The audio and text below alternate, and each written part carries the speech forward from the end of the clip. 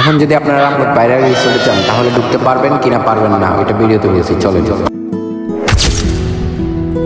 আমরা তিনজন মিলে চলে আসছিলাম রামগড় ভাইরাল রিসোর্টে ঘোরার জন্য। এখানে এসে দেখি আমাদের আগে থেকে অনেকজন ওয়েট করতেছে, তারাও ঢুকতে পারতেছে না। আমরা কিভাবে ঢুকবো? ওনারা ডাকতেছে, আন্টি আপনারা একটু এদিকে আসেন, আপনার সাথে একটু কথা বলবো। তারপর এখানে ওনারা চলে যেতেছে আর আমরা তারপরেও দাঁড়ায় রয়েছি। ওনারা এদিক দিয়ে অনেক হতাশ মুখে চলে যেতেছে। তারপরে এনারা এখনো দাঁড়ায় রয়েছে, কারণ কেউ গার্লফ্রেন্ড, কেউ বউ, কেউ বান্ধবী, সবাইকে নিয়ে আসছে। আমরা নিয়ে আসছি তালতো, আমাদের 3 তালতো মিলে আমরা এখানে চলে এসেছি। আর এ ভাই বলতেছে আমরা যুদ্ধ করে হলেও ঢুকে যাবো। তারপর ওনারা সবাই চলে যেতেছে, আমরা এদিক দিয়ে আবার চলে আসছি ব্যাক করে, কারণ আমরা তো হার মানার পাত্র না। তাই আমরা এখান দিয়ে দেখলাম এখানে লেখা আছে ডেঞ্জার জোন ইলেকট্রিক মানে কি একটা লেখা আছে। তারপর আমরা এখান দিয়ে ঢুকে গেলাম। টুপ করে ঢুকে যাওয়ার পর আমাদের আগেও একজন ঢুকে গেছে, আমাদের তালতো। তারপর আরো একজন ঢুকছিল।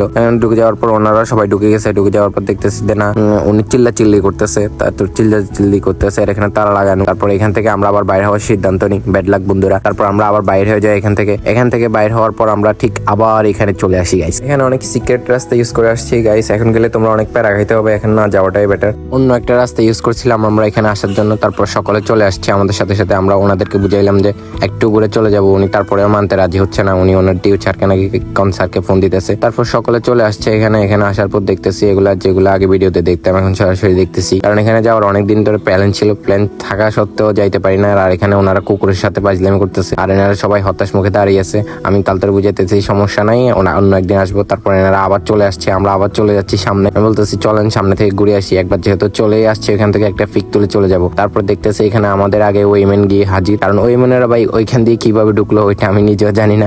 এখানে তো গেট খোলা ছিল না। ওনারা 3 জন চলে আসছে, ওনারা পিক তুলতেছে, আর এখানে সবাই সিরিয়ালে দাঁড়ায় রয়েছে এক এক করে পিক তোলার জন্য। আর এদিকে এ ভাই ভিডিও করতেছে আর বলতেছে যে এখানে আসার অনুভূতিটা কেমন, সবাইকে জিজ্ঞেস করতেছে। তারপর আমি উনিকে জিজ্ঞেস করলাম, ভাই আপনার অনুভূতি কিরকম?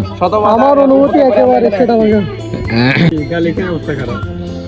এদিকে ওইমেনেরা নিশ্চিন্তে তারা পিক তুলতেছে, কারণ ওনাদের কোনো টেনশন নাই। আর এদিকে আবার বাইরে চলে আসছে, ওনারাও আমাদের সেই সিক্রেট জায়গা ইউজ করছে।